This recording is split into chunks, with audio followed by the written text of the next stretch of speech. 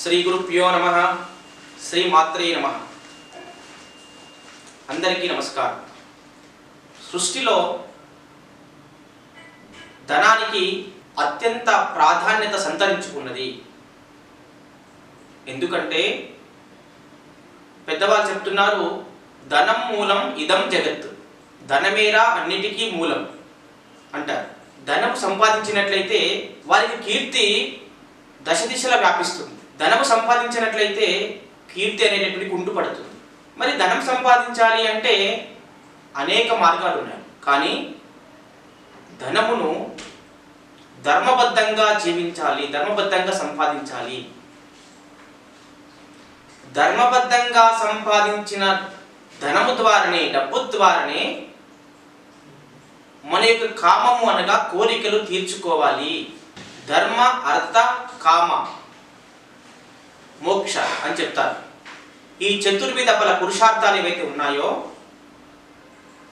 ఆ పురుషార్థాలు మనం పాటించినట్లయితే హైందవ ధర్మములో పుట్టినటువంటి ప్రతి మానవుడికి మోక్షం అని తాపత్రయపడుతుంటారు. యోగులు, సన్యాసులు, గృహస్థులు, ఆధ్యాత్మిక చింత పరులు ఎవరైతే ఉన్నారో వాళ్ళందరూ కూడా ఇప్పుడు మోక్షం గురించి తాపత్రయపడుతుంటారు.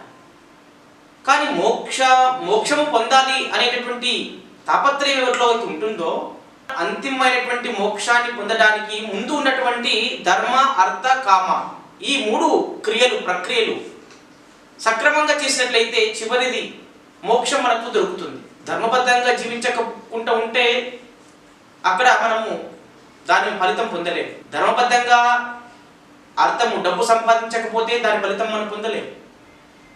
ధర్మబద్ధంగా సంపాదన లేకపోవడం వల్ల మన కోరికలు కూడా అసంతృప్తిగానే ఉంటాయి. దాంట్లో ఒక తృప్తిని, ఆనందాన్ని పొందలేకపోతాం. కానీ డబ్బును సంపాదించాలి, కానీ ధర్మబద్ధంగా సంపాదించాలని చెప్పేసి పెద్దవాళ్ళు అంటుంటారు. ధర్మాన్ని హీనం చేయకూడదు. ఆ విధంగా ఎవరైతే డబ్బు సంపాదిస్తారో వాళ్ళకి మంచి కీర్తి వస్తుంది. డబ్బు పరంగా చూసినట్లయితే మనం డబ్బు సంపాదించకపోతే తన తల్లి పుట్టినటువంటి మనం ఎవరికైతే జన్మిస్తామో ఆ తల్లి మాతృమూర్తి మనకు నింద వేస్తుంది. తండ్రి మనల్ని చూసి సంతోషించాడు డబ్బు సంపాదించకపోతే. మన మిత్రులు మన దారిలో వెళుతున్నప్పుడు కూడా మనం చూసి కూడా పలకరించరు. మన స్నేహితులు పలకరించరు, మన బంధువులు మన పలకరించరు. కాబట్టి డబ్బు ఉంటే అన్నీ ఉంటాయి మన దగ్గర. కానీ అలాంటి డబ్బు గురించి మనము సంపాదించాలనేటువంటి కోరిక ఉండాలి. కానీ ఆ డబ్బు వెంటనే పడుతూ అన్యాయాలకి, మోసాలకి పాల్పడుకుంటూ సంపాదించినట్లయితే అధర్మమైనటువంటి డబ్బు అవుతుంది. కాబట్టి అలాంటి డబ్బు మనకు పనికిరాదు, మోక్షానికి పనికిరాదు అని చెప్తారు. కాబట్టి ధనం మూలం ఇదం జగత్తు. ఈ ప్రపంచము, సృష్టి అంతా కూడా ధనం వైపునే పరిగెడుతుంది ఈ రోజుల్లో సమాజం అంతా.